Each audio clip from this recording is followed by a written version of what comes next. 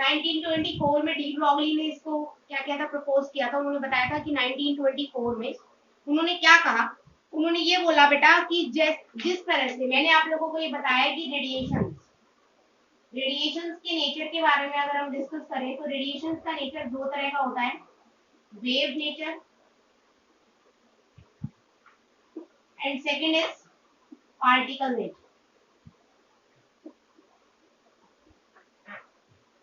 मैं आपको दोनों नेचर्स के बारे में अच्छे से बता चुकी हूँ, about the wave nature and particle nature. दोनों ही नेचर्स के बारे में मैं आपको क्लियर कर चुकी हूँ कि क्या होता है।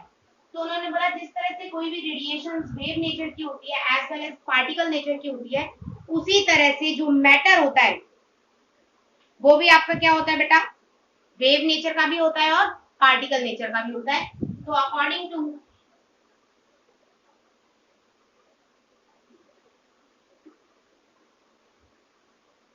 डी ब्रॉगली concept,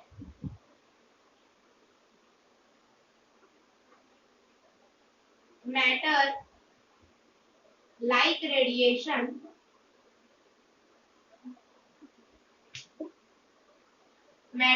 radiation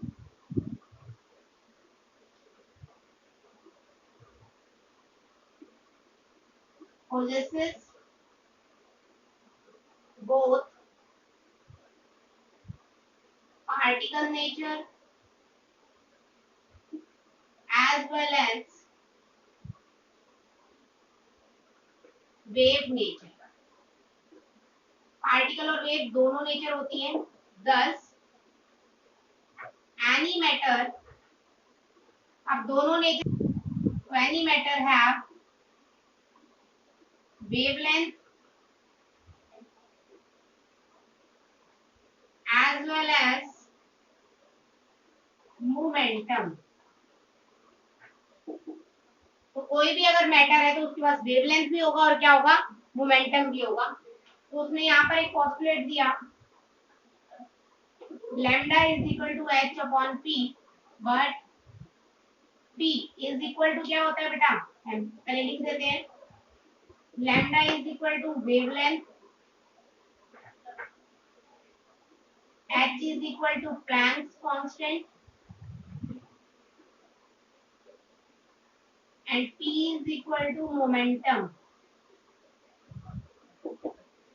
ठीक है, नाउ p क्या होता है बेटा, m into v, mass into velocity.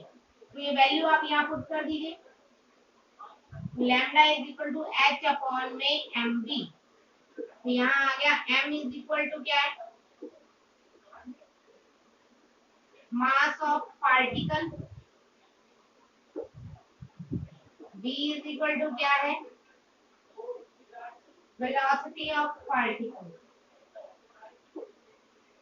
क्या, तो आपके पास दो पोस्टुलेट है। अगर आपको न्यूमेरिकल्स में मोमेंटम गिवन हो तो आप p का इस्तेमाल कीजिए, मास और वेलोसिटी गिवन हो तो आप mv का इस्तेमाल कीजिए। कोई डाउट बेटा? This is about D Broglie concept. Copy कीजिए फटाफट।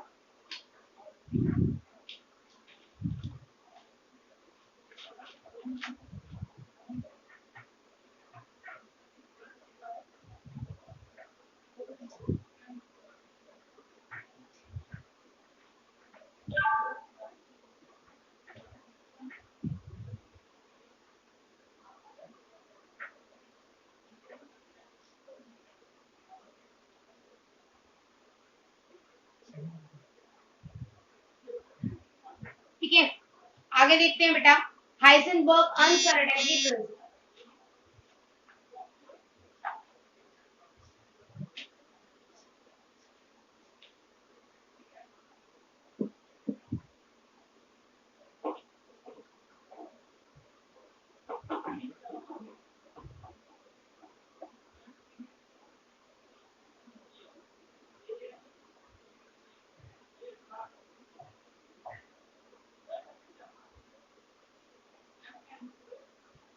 ये कह रहा है कि अगर बाय चांस कोई इलेक्ट्रॉन का या कोई भी पार्टिकल आसानी से मूव कर रहा है, ठीक है बेटा, देखो अगर आपका इलेक्ट्रॉन या कोई भी चीज इस तरह से मूव कर रही है तो वो कह रहा है कि इस किसी पर्टिकुलर पॉइंट पे वेलोसिटी और उसकी पोजीशन, वेलोसिटी भी छोड़ो, एक्चुअलिटी में मोमेंटम, और उसकी पोजीशन दोनों एक्यूरेटली मेजर करना डिफिकल्ट है। डिफिकल्ट क्या है? इम्पॉसिबल है। क्यों? क्योंकि बेटा आप बाय चांस पोजीशन देख रहे हो कि ये यहाँ है, तो उस टाइम पे जो आपने वेलोसिटी देखी होगी वो चेंज हो चुकी होगी। मतलब वो तो क्वांटिटी मूव कर रहा है ना पार्टिकल, आपको यहाँ पर वेलोसिटी, अब आप वेलोसिटी मेजर कर रहे हैं, इतनी देर में पोजीशन क्या हो जाएगी? बदल जाएगी। ऊपर से अनसर्टेनिटी का मतलब है गलतियां, मिस्टेक। मिस्टेक तो बेटा हर चीज में होती है, आपको पता है। अगर आप पोजीशन मेजर कर रहे हैं, मैं कहूँ कि मैं इसको माप रही हूँ, इसको मेजर कर रही हूँ कि कितने मीटर का है, तो बेटा ये मैं कह रही हूँ 8 सेंटीमीटर का है, तो कोई ऐसा स्केल होगा जो 7.9 बोलेगा, कोई ऐसा स्केल होगा जो 7.99 बोलेगा, तो कोई ऐसा भी हो सकता है जो 7 क्या बोल दे, 92 बोल दे। तो सभी का अलग अलग मेजरमेंट है ना। तो जो ज्यादा एक्यूरेट वैल्यू होगी वो कौन सी मानी जाएगी? बिल्कुल एग्जैक्ट वैल्यू के पास वाली वैल्यू मानी जाएगी। तो उसमें अगर आपकी एग्जैक्ट वैल्यू 8 है, जैसे मैंने बोला, और 7.99 मुझे रीड करके बाय द एनी स्केल, तो इसका मतलब अनसर्टेनिटी क्या है? बहुत ही कम है। बात समझ आई? तो मतलब गलतियां होने के चांसेस कम है। इसी तरह से गलतियां तो हर चीज में होती है बेटा, चाहे आप पोजीशन को नापो, चाहे आप वेलोसिटी को नापो, चाहे आप मोमेंटम को नापो, किसी भी चीज को अगर आप मेजर कर रहे हो तो वहां पर गलतियां होंगी ही होंगी। तो वो यही कहता है कि it is impossible to measure position and momentum accurately simultaneously. मतलब दोनों को एक साथ मेजर करना क्या है? इम्पॉसिबल है। दोनों में से अगर एक चीज बिल्कुल सही आई तो दूसरी क्या आएगी? बिल्कुल गलत। और एक चीज बिल्कुल गलत है तो दूसरी क्या आएगी? बिल्कुल सही। तो हाइसेनबर्ग अनसर्टेनिटी प्रिंसिपल बोलता है it is impossible to major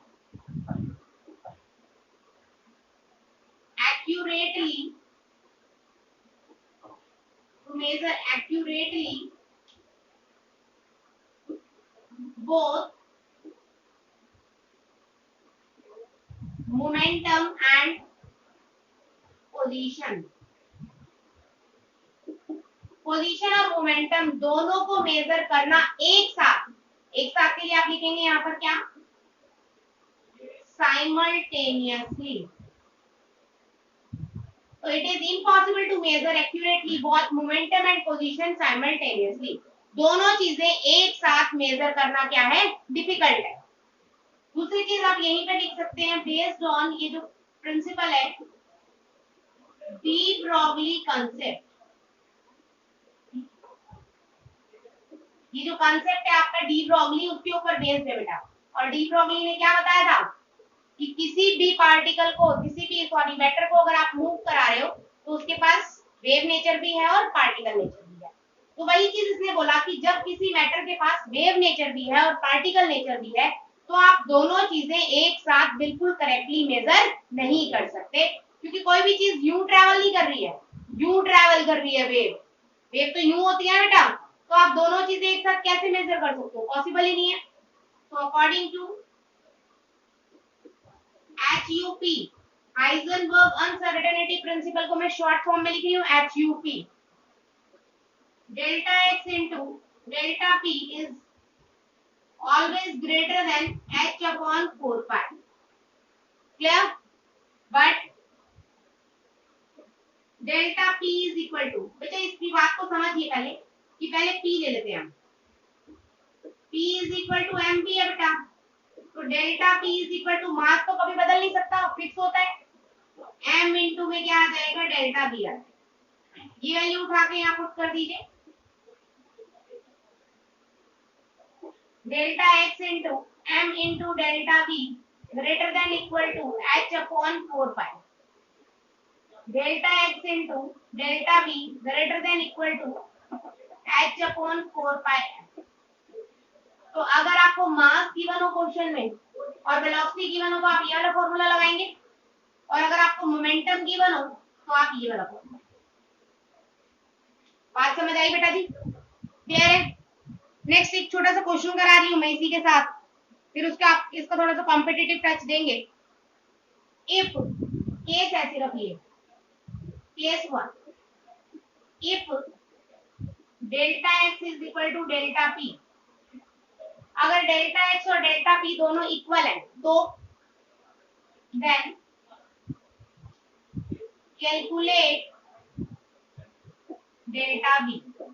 इस तरह से कुछ भी दे सकता है आपको, ध्यान से देखिए बेटा। Delta x into delta b greater than equal to H upon 4 pi. अब डेल्टा एक्स और डेल्टा बी दोनों इक्वल है, तो मैं डेल्टा एक्स की जगह डेल्टा पी रख दूं। अब मैंने डेल्टा एक्स की जगह ही डेल्टा पी क्यों रखा, क्योंकि बेटा डेल्टा पी होता है एम इंटू वी, तो वहां से वेलोसिटी मेरे पास आ सकती है। तो delta p into delta P is greater than equal to H upon 4 pi. हाँ जी, वो कह रही थी आवाज थोड़ी कट रही है।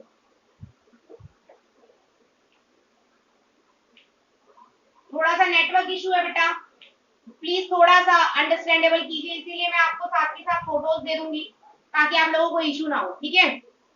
अब delta P is equal to क्या होता है, एम इंटू में डेल्टा बी का whole square greater than equal to H upon 4। यहां से आप निकाल सकते हैं delta b is equal to 1/2m। मैं डायरेक्ट लिख रही हूँ बेटा, अंडर रूट में h अपॉन y। तो इसका इससे आप कोई भी केस निकाल सकते हैं, जो केस आपका मन करे वो आप निकाल सकते हैं। आप लिख सकते हैं कि डेल्टा एक्स इसके इक्वल नहीं था, तो डेल्टा पी को अगर आप रखें, आप कह सकते हैं delta x is equal to delta p, then calculate the value of delta x in terms of h and pi. तो डेल्टा एक्स की जगह डेल्टा एक्स रखा, डेल्टा एक्स का स्क्वायर हो गया, अंडर रूट हो जाएगा, तो 1/2 एच अपॉन पाई। तो कुछ भी केस आप यहाँ पर बना सकते हैं, ठीक है। कॉपी कीजिए।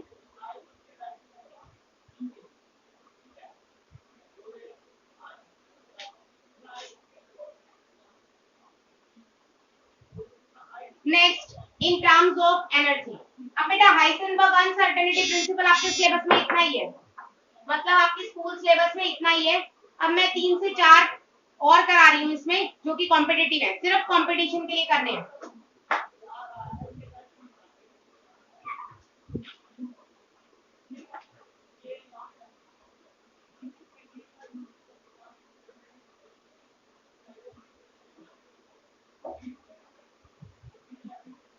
इन टर्म्स ऑफ एनर्जी देख लेते हैं। केस 1 आप लोग पढ़ चुके हैं, that is delta x into delta P H upon 4 pi. Case 2 आपको मैंने बोला delta x into delta b is equal to H upon 4 pi m। अब मैं थर्ड केस की बात कर रही हूँ बेटा, that is in terms of energy.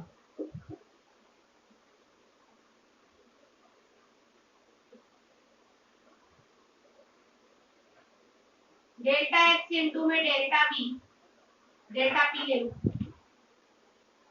ठीक है, greater than equal to H upon 4 pi. Multiply and divide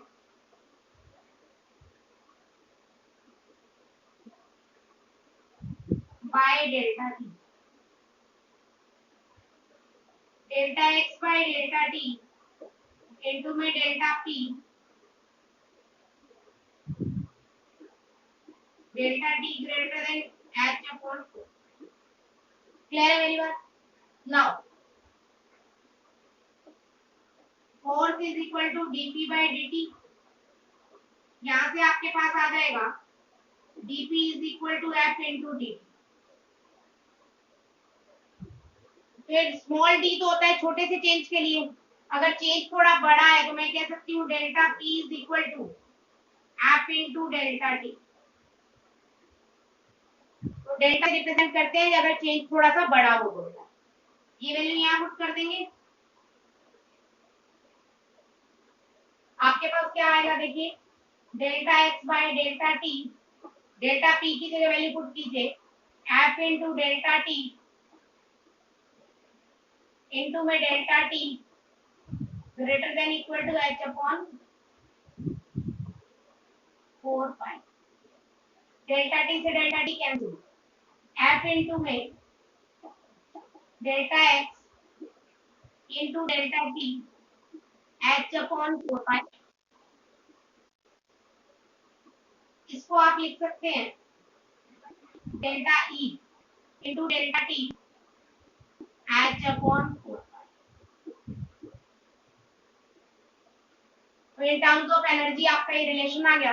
अगर बाय चांस आपको एनर्जी गिवन हो क्वेश्चन के अंदर और आपसे डेल्टा टी पूछे तो आपको मैं बता देती हूँ delta E is equal to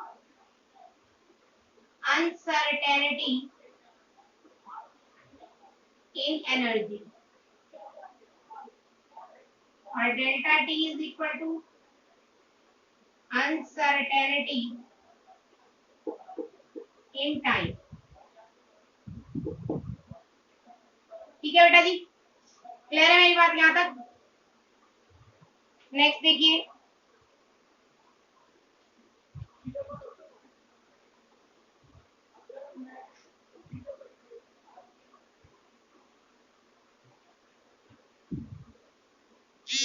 in terms of wavelength देखिए बेटा। तो थर्ड केस में आपका रिलेशन क्या है? Delta E into delta T greater than equal to H upon. Now we are coming to case 4।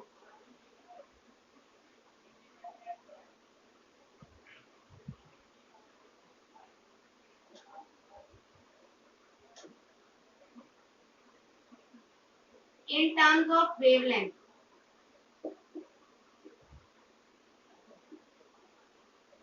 in terms of lambda लिख देती हूँ मैं, आप समझ जाएंगे वेवलेंथ की बात है। तो according to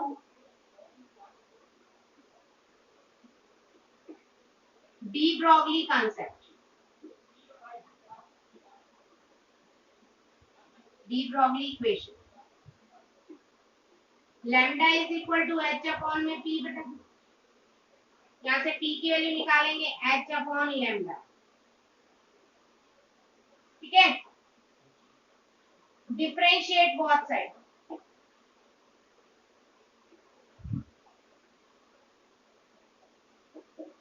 with respect to lambda, lambda के विद रिस्पेक्ट डिफरेंशिएट कीजिए बेटा। डी पी बाय बोलिए D lambda is equal to H by में डायरेक्ट लिख रही हूँ मैं, 1 बाय लैम्डा का होगा minus 1 by lambda square into H, तो minus H by lambda square. Clear है? स्मॉल चेंज पे डीपी है, लार्ज चेंज पे क्या होगा? Delta P by delta lambda is equal to minus H upon में लैम्डा स्क्वायर। क्लियर? यहाँ से वैल्यू निकालनी है मुझे, delta P is equal to आ गया minus H into lambda square into में delta lambda. Now from HUP, Heisenberg uncertainty principle क्या कहता है? Delta x into delta P H upon 4 pi. ठीक है, ये वैल्यू यहाँ पुट कर दीजिए बेटा जी, delta x into minus H upon lambda का square into delta lambda greater than equal to H upon 4 pi. H से एच कैंसिल बेटा, आपके पास इक्वेशन आ गई, delta x into delta lambda is equal to minus lambda square upon 4 pi. Fourth case in terms of lambda या, अगर आपसे wavelength पूछे, अनसर्टेनिटी इन वेवलेंथ पूछे, ऐसा कुछ पूछे तो आप आसानी से निकाल सकते हैं, कोई डाउट? ये सिर्फ कंपटीशन में आता है। This is the fourth case. Next हम करेंगे बेटा fifth case in terms of kinetic energy.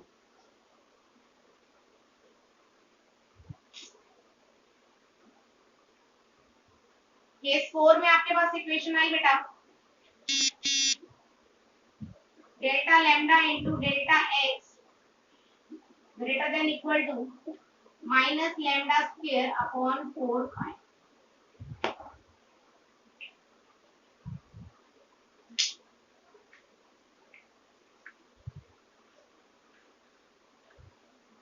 Next देखिए बेटा, केस 4 फिफ्थ आगे क्या? Case 5 in terms of kinetic energy. Now kinetic energy is equal to half mv square. Differentiate with respect to v, velocity के respect में differentiate कीजिए। यहाँ आ जाएगा बेटा delta of kinetic energy by dv is equal to 1/2m constant है v square का हो जाएगा 2, 2 से 2 कैंसिल, काइनेटिक एनर्जी बाय में delta v is equal to कितना हो गया बेटा m। यहाँ से डेल्टा v की वैल्यू हम निकालेंगे, that is delta of kinetic energy by में md। स्मॉल चेंज के लिए d लगाते हैं, लार्ज चेंज के लिए delta is equal to delta kinetic energy upon में md। Now according to how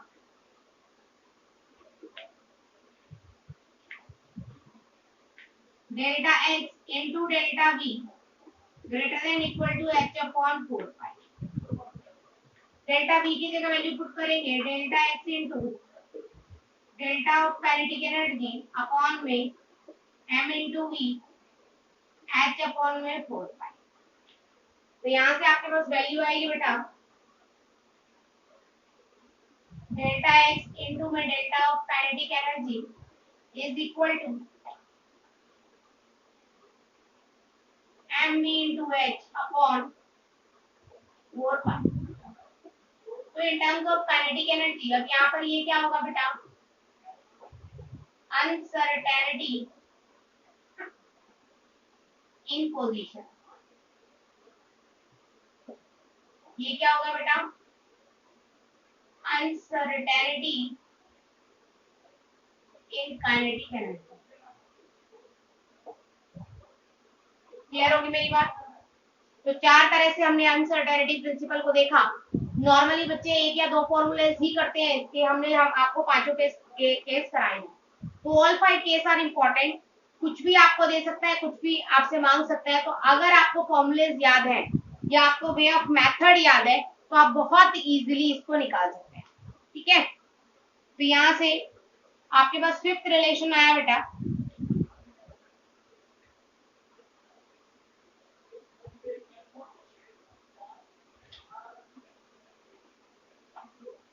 यहाँ छोटा सा देखो, एक छोटा सा गड़बड़ कर दिया हमने।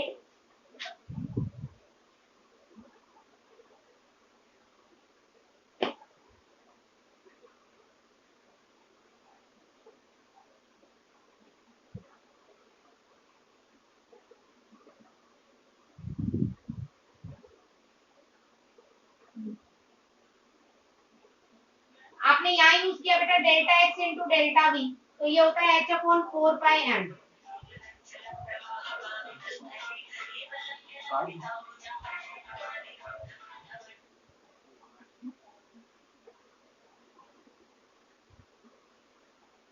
बेटा यहाँ पर अगर आप डेल्टा वी तो यहाँ पर बाय में एम भी आएगा, एम से एम कैंसिल हो जाएगा यहाँ, तो यहाँ एम नहीं आएगा, मास पे डिपेंड नहीं करता। ठीक है,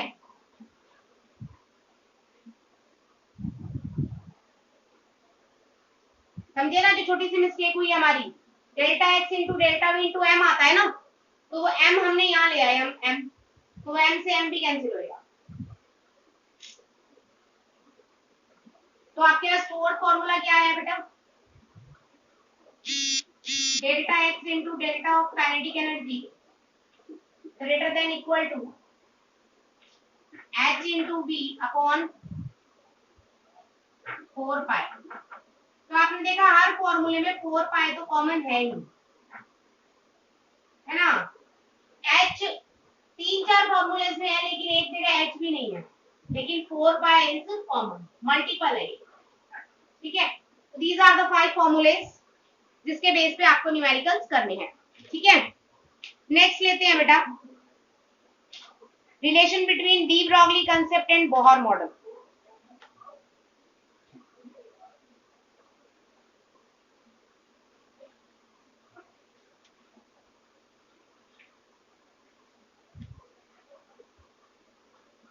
डी ब्रॉगली इक्वेशन क्या है? Lambda is equal to H upon P. तो हमारा चल रहा है relation between de Broglie equation and Bohr model. Important है बेटा, ध्यान से समझो।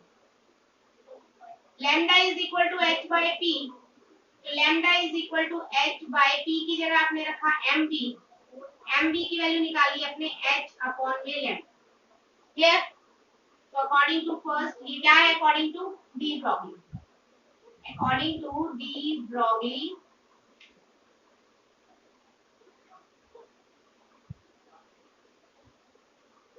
कंसेप्ट, डी ब्रॉगली के अकॉर्डिंगली है lambda is equal to H upon p, p की जगह आपने एम बी रखा, एम बी की वैल्यू निकाली एच अपॉन में 5। ठीक है? अब अकॉर्डिंग टू बोहर मॉडल क्या कहता है?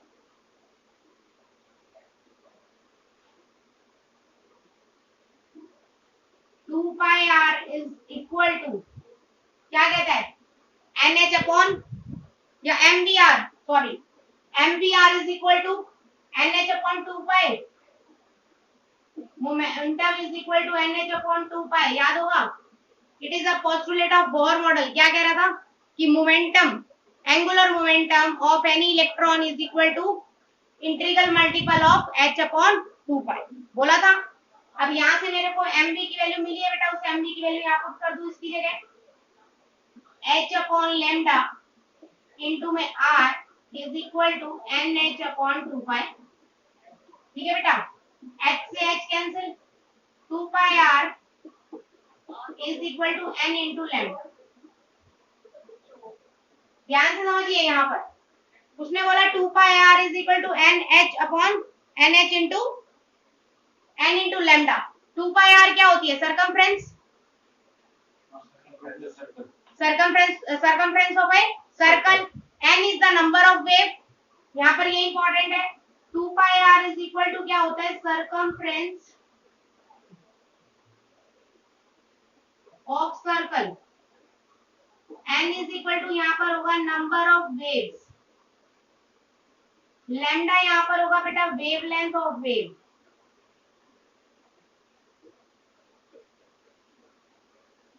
ठीक है? इसका मतलब ये है कि अगर आपके n की वैल्यू 2 वेव्स ट्रेवल कर रही हैं तो वो सरकमफ्रेंस को क्या कर रही हैं? 2 हिस्सों में बांट रही हैं। देखिए ये कंसेप्ट इंपॉर्टेंट है, इसका वो समझिए use. Circumference of a circle ये होगी बेटा, मैं कह रही हूं for n is equal to 2, इसका मतलब वेव कितनी होंगी? 2।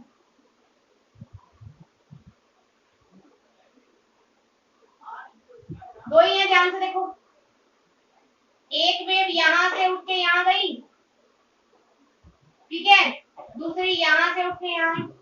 इसका मतलब मेरे सर्कल का जो सरकमफ्रेंस है वो कितनी वेव ने ट्रैवल करा है? 2 वेव में, जिसका वेवलेंथ क्या है? Lambda. Same n is equal to 3 के लिए अगर मैं बनाना चाहूं,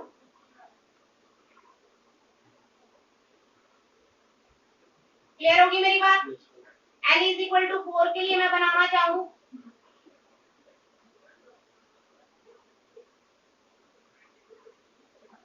क्लियर है? तो इस तरह से आप आसानी से बना सकते हो। तो सिग्निफिकेंस क्या हुआ इस रिलेशन का? ये रिलेशन ये कहता है कि जो सरकमफ्रेंस का एरिया है वो कितनी वेव कवर करेंगी, ये बताता है हमें दोनों का रिलेशन। क्लियर? तो सरकमफ्रेंस के एरिया में अगर n इज इक्वल टू इस तरह से 4 नजर आ रहे हैं तो वेव कितनी होंगी? 4। जिन्होंने डिस्टेंस कितना कवर करा? 2 पाई r। यहाँ पर वेव्स कितनी है? 2, जिसने डिस्टेंस कितना कवर करा? 2 पाई r। तो इसने 2 पाई r 2 ने कवर करा है, तो इनका डिस्टेंस कवर क्या है? ज्यादा, तो इनका लैम्डा क्या होगा? ज्यादा, इनका लैम्डा क्या होगा? छोटा। बात समझ आ गई? क्लियर?